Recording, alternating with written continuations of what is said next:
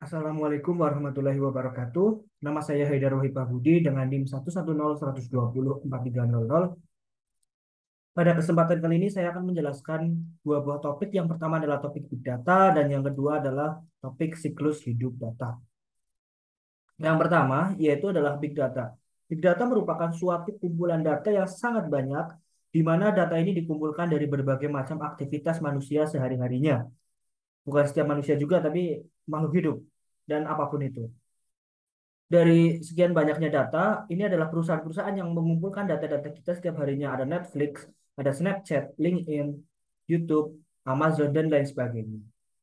Nah, menurut Cisco Global Cloud Index, dari tahun 2015 sampai tahun 2020, di 2015 sendiri, ada setidaknya 4,7 zettabyte per tahun eh, data yang telah terkumpul. Sedangkan 2020 ada setidaknya 15,3 zettabyte pada tahun itu yang terkumpul data-data dari seluruh dunia. Nah, kemudian ini adalah satuan-satuan dari besarnya data. Yang pertama adalah bit, di mana bit ini adalah nilainya satu atau nol. Kemudian ada byte, di mana byte adalah kumpulan dari bit dengan catatan satu byte itu sama dengan 8 bit. Bytes kemudian dikembangkan lagi menjadi kilobytes, megabytes, dan seterusnya hingga yottabytes dan seterusnya. Kemudian yang selanjutnya adalah karakteristik dari big data, di mana big data memiliki karakteristik yang pertama adalah volume, di mana volume dari big data itu sangat besar. Pada tahun 2020 sendiri ada setidaknya 40 zettabyte data yang telah di-create dari tahun 2005, dari 2005 sampai 2020. Kemudian variety dari data atau berbagai macam jenis data yang dikumpulkan itu beragam sekali, mulai dari data kesehatan, data makanan dan minuman kesukaan kita, lifestyle dan sebagainya. Kemudian adalah kecepatan, di mana data yang diambil dari kita sehari-hari itu memiliki kecepatan yang semakin besar dengan adanya salah satunya adalah sensor. Kemudian cepat juga dalam menganalisis sehingga dapat eh, disajikan kepada kita semua atau kepada perusahaan yang bersangkutan. Lalu yang selanjutnya adalah veracity atau keabsahan dari suatu data. Lalu yang selanjutnya adalah pemanfaatan dari big data itu sendiri. Yang pertama adalah product development, di mana untuk mengantisipasi kebutuhan customer, memprediksi produk dan layanan baru untuk customer. Lalu yang selanjutnya adalah predictive maintenance, di mana menghemat biaya pemeliharaan mesin dan memaksimalkan waktu kerja komponen dan peralatan. Selanjutnya adalah customer experience, di mana menawarkan produk secara personal, meningkatkan loyalitas pengguna, dan menangani permasalahan secara proaktif. Lalu ada juga mesin learning, di mana mesin learning ini digunakan untuk komputer atau mesin belajar memahami suatu algoritma sehingga eh, dapat mengikuti pasar yang ada saat ini.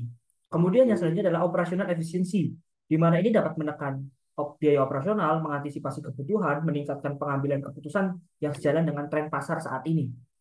Lalu selanjutnya adalah drive innovation, di mana memberikan sudut pandang baru dalam pengambilan keputusan terkait keuangan, perencanaan, dan juga uh, pengelolaan perusahaan di masa yang akan datang. Lalu yang selanjutnya adalah siklus hidup data, di mana data pertama kali itu didefinisikan sebagai research question hingga akhirnya berkomunikasi dengan data itu sendiri. Yang pertama adalah definisi dari research question adalah dasar mengapa kita mengambil suatu data tersebut gitu. Jadi apa yang mendasari data tersebut harus diambil dan harus dianalisis dan juga diolah. Lalu yang selanjutnya adalah collect dan organize data, di mana kita pastikan kita memiliki hak akses terhadap data, kita melindungi informasi yang sensitif dari data tersebut, dan gunakan data yang sudah dipublikasikan, organisasikan berdasarkan topik yang ada.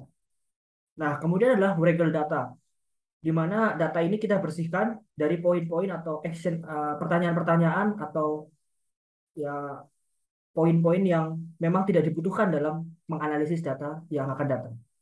Lalu yang selanjutnya adalah eksplorasi dan visualisasi dari data, di mana eksplorasi setiap variabel, mengeksplorasi pasangan variabel, mengeksplorasi tiga variabel atau lebih untuk menghasilkan beragam analisis yang lebih kompleks, kemudian memvisualisasikan data agar mudah dibaca oleh setiap orang yang ingin melihat data tersebut. Kemudian adalah analyze dan interpret data, di mana kita melakukan eksplorasi data secara mendetail, kemudian kita melakukan uji statistik, kemudian membangun model statistik dari data tersebut. Lalu yang terakhir adalah communicate with data, di mana kita mempresentasikan hasil dari apa yang kita analisis, apa yang kita ambil, kemudian kita berikan, kita sajikan kepada orang lain sehingga orang lain dapat membaca atau dapat tahu apa data yang kita ambil dan apa fungsi dari data yang kita ambil itu. Nah, cukup sekian dari saya. Itu adalah topik yang saya jabarkan. Kurang lebihnya mohon maaf. Wassalamualaikum warahmatullahi wabarakatuh.